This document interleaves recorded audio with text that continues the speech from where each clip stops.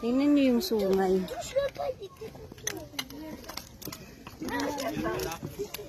Cute. Hi.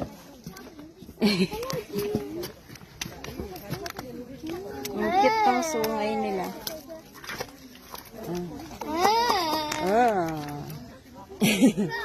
Bata daw. Buwan, yun yung 16, no? Ayan guys, oh.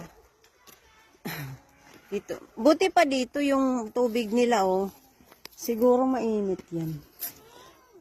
Yung iba talagang tubig na ano, green na green na. Parang mga lumot.